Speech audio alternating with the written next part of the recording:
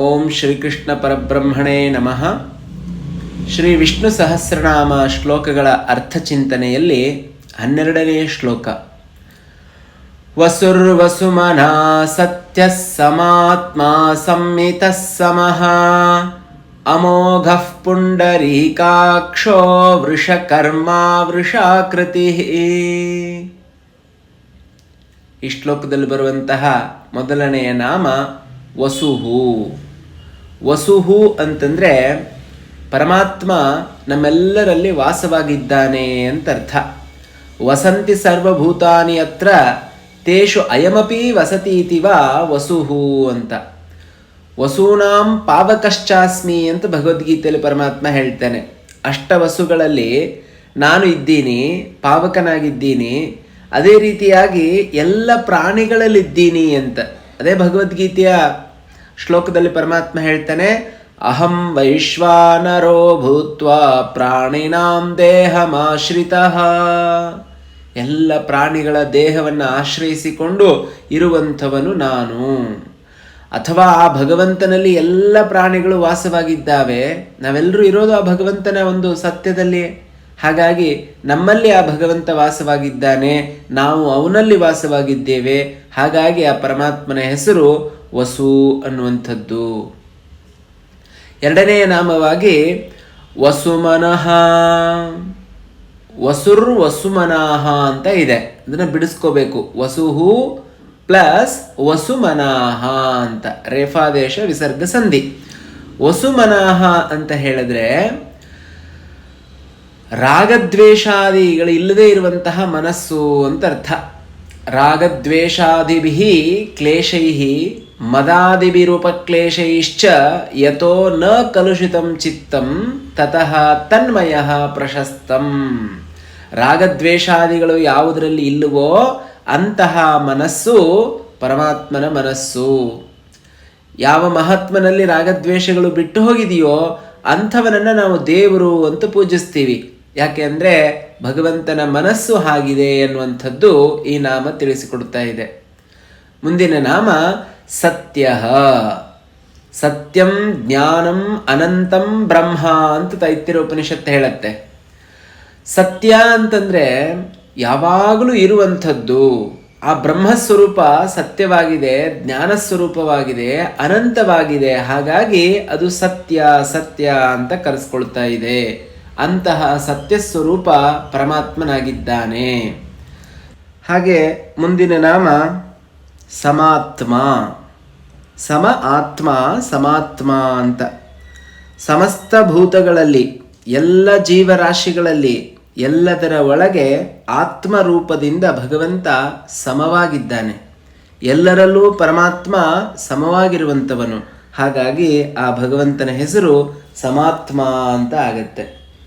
ಮುಂದಿನ ನಾಮ ಸಂಮಿತಃ ಅಥವಾ ಅಸಂಮಿತಃ ಅಂತ. ಎರಡು ನಾಮಗಳಲ್ಲಿ ಅಸಂಮಿತಃ ಅನ್ನುವಂಥದ್ದು ಬಹಳ ಅರ್ಥಬದ್ಧವಾಗಿರುವಂಥದ್ದು. ಅಸಂಮಿತಃ ಅಂತಂದರೆ ಪರಮಾತ್ಮ ಎಲ್ಲ ಪದಾರ್ಥಗಳಿಂದ, ಜಗತ್ತಲ್ಲಿರುವಂತಹ ಎಲ್ಲ ಭೂತಗಳಿಂದ, ಎಲ್ಲ ಪದಾರ್ಥಗಳಿಂದ ಪರಿಚ್ಛಿನ್ನನಾಗದೇ ಇರುವವನು. ಅಂದರೆ ಎಲ್ಲದರೊಳಗೂ ಆ ಭಗವಂತ ಇದ್ದಾನೆ. ಹಾಗಾಗಿ ಆ ಪರಮಾತ್ಮನ ಹೆಸರು ಅಸಂಮಿತಃ ಅಂತ ಅರ್ಥ ಆಗತ್ತೆ. ಮುಂದಿನ ನಾಮ ಸಮಃ. ಸಮಃ ಅಂತಂದರೆ ಸದಾಕಾಲ ಯಾವ ವಿಕಾರಗಳು ಇಲ್ಲದೆ ಆ ಪರಮಾತ್ಮ ಒಂದೇ ರೀತಿಯಾಗಿರುವಂಥವನು. ಹಾಗಾಗಿ ಸಮಃ ಅಂತ ಕರೆಸ್ಕೊಳ್ತಾನೆ.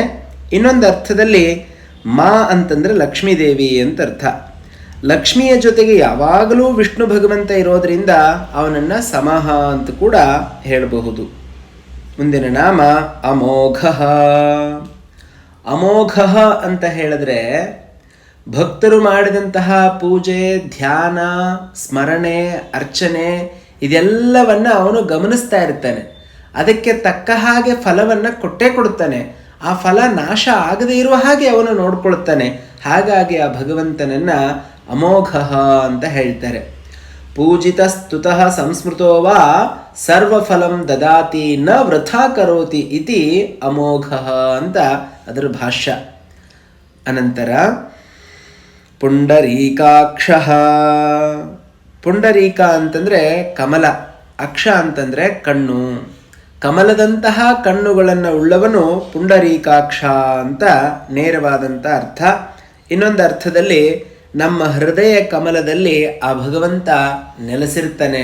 ಆ ಹೃದಯವೆನ್ನುವಂತಹ ಈ ಕಮಲದಲ್ಲಿ ನೆಲೆಸಿದಂತಹ ಪರಮಾತ್ಮನನ್ನು ನಾವು ಕಂಡುಕೊಂಡಾಗ ಅತ್ಯಾನಂದ, ಸದಾನಂದ, ಆತ್ಮಾನಂದ ಅಂತ ಕರೆಸ್ಕೊಳ್ಳುವಂತಹ ಬ್ರಹ್ಮಾನಂದ ಉಂಟಾಗುತ್ತೆ ಅನ್ನೋದು ಈ ನಾಮದ ಅರ್ಥ. ಮುಂದಿನ ನಾಮ ವೃಷಕರ್ಮ. ವೃಷಕರ್ಮ ಅಂತ ಹೇಳಿದ್ರೆ ಧರ್ಮರೂಪವಾದಂತಹ ಕರ್ಮವನ್ನು ಮಾಡುವವನು. ಧರ್ಮರೂಪವಾದಂತಹ ಕರ್ಮ ಈ ಭಗವಂತನದ್ದು, ಆದ್ದರಿಂದ ಅವನನ್ನು ವೃಷಕರ್ಮ ಅಂತ ಹೇಳ್ತೀವಿ. ಧರ್ಮಕ್ಕಾಗಿ ಆಕೃತಿ ಅಂತಂದರೆ ಶರೀರವನ್ನು ಪರಮಾತ್ಮ ಸ್ವೀಕಾರ ಮಾಡುತ್ತಾನೆ. ಹಾಗಾಗಿ ಅವನ ಹೆಸರು ವೃಷಾಕೃತಿ ಅಂತ. ಮುಂದಿನ ನಾಮ ಯದಾ ಯದಾ ಹಿ ಧರ್ಮಸ್ಯ ಗ್ಲಾನಿರ್ಭವತಿ ಭಾರತ ಅಭ್ಯುತ್ಥಾನಂ ಅಧರ್ಮಸ್ಯ ತದಾತ್ಮಾನಂ ಸೃಜಾಮ್ಯಹಂ ಅಂತ ಪರಮಾತ್ಮ ಭಗವದ್ಗೀತೆಯಲ್ಲಿ 4ನೇ ಅಧ್ಯಾಯ 8ನೇ ಶ್ಲೋಕದಲ್ಲಿ ಹೇಳ್ತಾನೆ. ಧರ್ಮನಾಶವಾದಾಗ ಧರ್ಮವನ್ನು ಎತ್ತಿ ಹಿಡಿಯುವುದಕ್ಕಾಗಿ, ಅಧರ್ಮವನ್ನು ನಾಶಗೊಳಿಸುವುದಕ್ಕಾಗಿ ನಾನು ದೇಹವನ್ನು ಸ್ವೀಕಾರ ಮಾಡಿ ಬರ್ತೀನಿ ಅಂತ. ಹಾಗಾಗಿ ವೃಷಾಕೃತಿ. ವೃಷಕರ್ಮ ಅಂತಂದರೆ ಧರ್ಮರೂಪವಾದಂತಹ ಕರ್ಮವನ್ನು ಮಾಡುವಂಥವನು. ಧರ್ಮರೂಪವಾದಂತಹ ಕರ್ಮ ಆ ಭಗವಂತನದ್ದು, ಆದ್ದರಿಂದ ಅವನು ವೃಷಾಕೃತಿ.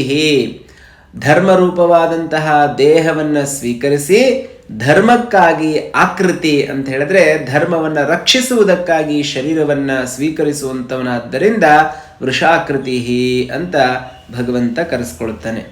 ನಾಳೆ ಮುಂದಿನ ಶ್ಲೋಕದ ಅರ್ಥವನ್ನು ತಿಳಿಯುವಂತಹ ಪ್ರಯತ್ನ ಮಾಡೋಣ.